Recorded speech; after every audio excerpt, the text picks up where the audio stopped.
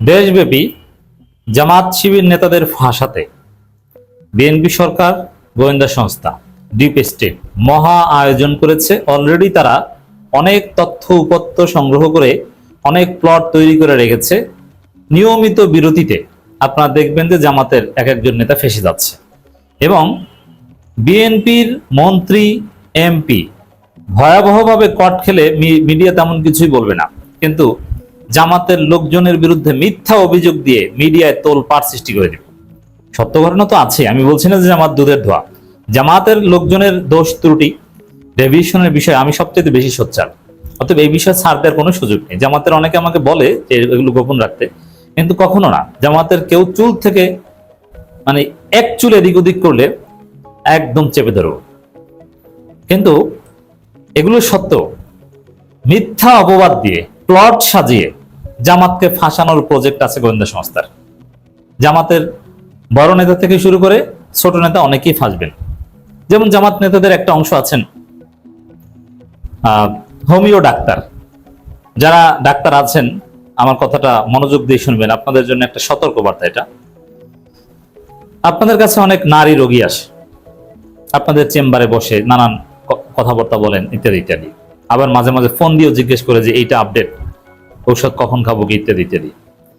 তো এগুলোকে কেন্দ্র করে দেখবেন যে স্থানীয় বিএনপি বা কারোর সাথে আপনার যদি শত্রুতা থাকে, অথবা কাউকে রোগী সাজিয়ে আপনার কাছে পাঠাবে, তারপরে সিস্টেমে আপনার সাথে অপ্রয়োজনীয় কথাবার্তা বলে ঘনিষ্ঠ হওয়ার চেষ্টা করবে এবং আপনাকে ফাঁসিয়ে দিবে।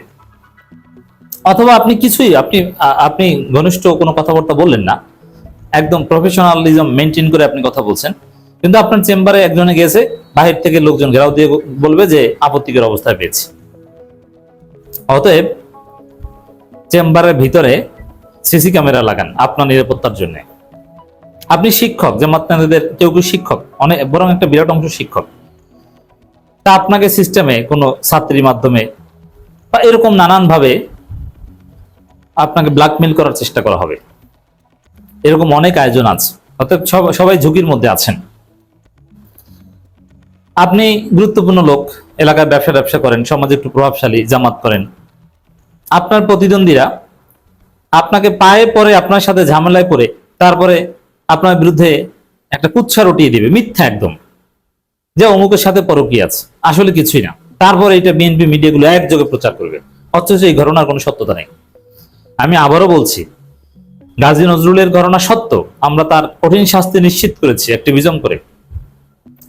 পটুয়াখালীর এক জামাত নেতা, উপজেলা যুব জামাত সভাপতি, তার বিরুদ্ধে যে অভিযোগ মামলা, এটাও মোটামুটি সত্য যতদূর জানতে পেরেছি। তিনি পালাতক, তার বিরুদ্ধে আমরা কথা বলেছি। অতএব যেই এগুলো বলবে তার বিরুদ্ধে আমরা কথা বলবো। এগুলোকে ডিফেন্ড করার কোনো সুযোগ নেই, কখনো আমরা ডিফেন্ড করব না। কিন্তু নিরীহ লোককে আপনি মিথ্যা অপবাদ দিয়ে ফাঁসাবেন, তার বিরুদ্ধে যদি আমরা সতর্ক থাকতে না পারি, সেই মিথ্যা অপবাদ যদি ডিবাং করতে না পারি, তাহলে কিন্তু আমাদেরকে আল্লাহর কাছেও জবাবদিহি করতে হবে। এবং সূরা নূর যদি পড়েন, এ বিষয়ে স্পষ্ট আছে, যারা সতীসাধ্যী তাদের বিরুদ্ধে মিথ্যা অপবাদ দেয়, এটা খুবই জঘন্য।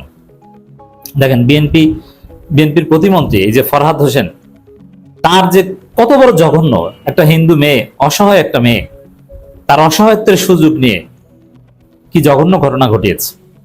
প্রতারণা করেছে, রক্ষিতা হিসেবে ব্যবহার করেছে, তাকে চাকরি দেওয়ার কথা বলেছে, চাকরি দেয়নি, শেষ পর্যন্ত ক্ষুব্ধ হয়ে নারী গোপন ভিডিও ফাঁস করে দিয়েছে। এখন এগুলো নিয়ে কিন্তু মিডিয়ায় কথা বলা তো দূরের কথা, গাজী নজরুলের বিষয়ে কত ফটোকার্ড, সেকেন্ডে আপডেট, কিন্তু এইখানে ওটা নাই, চুপচাপ। এবং বরং অনেক আলেমকে দেখলাম যে সর্বস্তরে আলেম ওলামাদের ব্যানারে এই ফরহাদ হোসেনের পক্ষে পঞ্চগড়ে মিছিল হয়েছে, মানববন্ধন হয়ে তার চরিত্র হনন করো, সম্মানহানি করো, এআই দিয়ে ভিডিও বানিয়ে। আসলে ঘটনা সত্য। বিএনপির এখন পর্যন্ত তার বিরুদ্ধে কোনো ব্যবস্থা নিবে এরকম কোনো লক্ষণ আলামত আমরা দেখছি না। বরং জামাতের বিরুদ্ধে অলরেডি কি প্লট সাজানো হয়েছে আমি কিছু ধারণা আপনাদেরকে দিচ্ছি। দর্শক, এই যে জামাত নেতাদের মোবাইল চুরি হয়েছে দুইজনের, অধ্যাপক মুজিবুর রহমান আর ব্যারিস্টার আরমানের, আপনি কি মনে করেন ওটা কি আসলে চুরি হয়েছে? না, এটা গোয়েন্দা সংস্থা চুরি করিয়েছে। তারপরে তাদের সবাইকে যে নারী গঠিত বিষয়ে ফাঁসাবে তা না, কাউকে আর্থিক কেলেঙ্কারি, কাউকে সাংগঠনিক অভ্যন্তরীণ আলাপ আলোচনা, কাউকে ব্যবসা বাণিজ্য সংক্রান্ত বা পারিবারিক বিভিন্ন বিষয় ওগুলো এক্সপোজ করে দিয়ে বিতর্কিত করবে। তো দর্শক, এই যে মোবাইল চুরি ঘটনা, এটা উদ্দেশ্যমূলক, এটা একটা প্লট রেডি করা। এর মধ্য দিয়ে অনেক কিছুই করা যাবে। সম্ভাবনাময় যারা তাদেরকেই টার্গেট করা হচ্ছে। যেমন অধ্যাপক মুজিবুর রহমান একদম ক্লিন ইমেজের লোক, তাকে অন্য কোনোভাবে টাকা পয়সা নারী কোনোভাবে পৃথিবী উল্টে গেলেও ফাঁসানো সম্ভব নয়।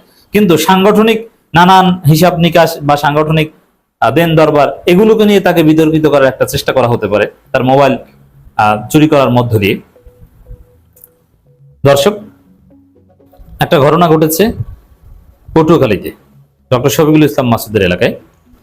পরকীয়ার অভিযোগে জামাত নেতাকে মারধরের অভিযোগ। মারধর করেছে একদম স্পষ্ট, তো মারধর তা বলে না, বলে অভিযোগ। আবার কোন কোন মিডিয়া এইভাবে লিখেছে, শয়তানি দেখেন, মিডিয়ার শয়তানি। জামাত নেতার পরকীয়া, মারধরের অভিযোগ, মানে পরকীয়াটা তাদের কাছে প্রমাণিত আর মারধরের ওই বিষয়টা প্রমাণিত না, অথচ হসপিটালে ভর্তি। ওইটা হচ্ছে অভিযোগ। শয়তানি দেখেছেন? আমি বিষয়টা খোঁজ নিলাম, সব গণমাধ্যমে এসেছে। গতকালকে পটুয়াখালীর এক যুব জামাত নেতার কাণ্ড, ওটা সত্য। ওই নেতার বহিষ্কার চেয়েছি এবং আইন অনুযায়ী যেহেতু ভ্রূণ নষ্ট করার অভিযোগ রয়েছে, অতএব তাকে গ্রেপ্তার করা হোক যদি ঘটনা সত্য হয়ে থাকে। কিন্তু এইখানে এটা একটু খোঁজ নেওয়ার চেষ্টা করলাম, এটাও তদন্তের পরে যেটা বের হবে সেটাই সত্য। আমাদের প্রাথমিক যে খোঁজ খবর নেয়, এতে চূড়ান্ত কনক্লুশনে যাওয়ার সুযোগ নেই। আমরা কাউকে দায় মুক্তি দিচ্ছি না, আর চূড়ান্ত প্রমাণের আগে আমরা এইভাবে কাউকে অপরাধীও বলবো না। কিন্তু এখানে আমার কাছে যেটা মনে হয়েছে, এক জামাত নেতা না, এটা আর একটা শয়তানি। দেখেন, জামাতের একটা সাংগঠনিক কাঠামো আছে, সেখানে সহযোগী সদস্য, কর্মী, রোকন প্রার্থী, এভাবে স্টেপ বাই স্টেপ যেতে হয়। অনেক রোকনও আছে, নেতা না, যে তার গুরুত্বপূর্ণ কোনো পদ পদবি নাই, নেতা তো বললেই হয় না। জামাতের একজন সহযোগী সদস্য, যিনি ওই অর্থে কাগজে কলমের কর্মীও না, সহযোগী সদস্য। যেহেতু 5 আগস্টের পরে জামাতের একটা সুযোগ এসেছে রাজনীতিতে, একটা গণভিত্তি অর্জিত হয়েছে, আওয়ামী লীগের পরিবর্তে জামাতের একটা স্পেস ক্রিয়েট হয়েছে, এজন্য নানান শ্রেণী পেশার মানুষ জামাতে যোগ দিয়েছে। জামাতও ওয়ার্ড পর্যায়ে কমিটি দিয়ে দিছে, সহযোগী সদস্য কিংবা কর্মীদের নেতৃত্বে কমিটি দিয়ে দিছে। এইটাও জামাতের সাংগঠনিক কাঠামোতে ওটা কোনো নেতার মধ্যে পড়ে না, সহযোগী সদস্য বা কর্মী, জাস্ট একটা ইউনিট নাম কাস্তে ঘোষণা করে দিয়েছে, ওয়ার্ড কমিটি দিয়ে দিছে। ওইটাকে মিডিয়া বানায় এমন ভাবে যে সে মনে হয় জামাতের রোকনের চাইতেও বড় রোকন, অথচ সে জামাতের রোকন কি এটা বুঝেও না। এরকম একজন লোক হয়তোবা জাস্ট কর্মী কিংবা সহযোগী সদস্য, অতটা বুঝেও না ইসলামী আন্দোলন একামতে দিন, জাস্ট ওই বিএনপির বিপরীতে জামাত ভালো লাগে করি, এরকম একজন লোককে মিডিয়া বলছে যে জামাত নেতা, তারপরে পরকীয়া করেছে। অথচ বাস্তব কথা হচ্ছে যে পরকীয়া টরকীয়া কিছু না, পূর্ব শত্রুতা, স্থানীয় শত্রুতার জের ধরে তার টাকা পয়সা নিয়ে, মোবাইল টোবাইল নিয়ে তার বিরুদ্ধে একটা কুৎসা রটনা ছড়িয়ে দিয়েছে যে সে পরকীয়া। অথচ ওই যে নারীর সাথে পরকীয়ার কথা বলা হচ্ছে, তার কোনো অভিযোগ নাই এবং তিনি নিজেও বিব্রত লজ্জিত। এখন এইটা আসলে পরকীয়া কিনা তদন্ত হোক, কিন্তু এরকম ঘটনা ঘটবে। আপনি স্থানীয় প্রভাবশালী জামাত করেন, আপনার প্রতিপক্ষরা আপনার বিরুদ্ধে একটা কুৎসা রটিয়ে দিয়ে পুরো মিডিয়ায় তোলপাড় করে দিয়ে আপনাকে জাতীয়ভাবে ভিলেন করে দিবে।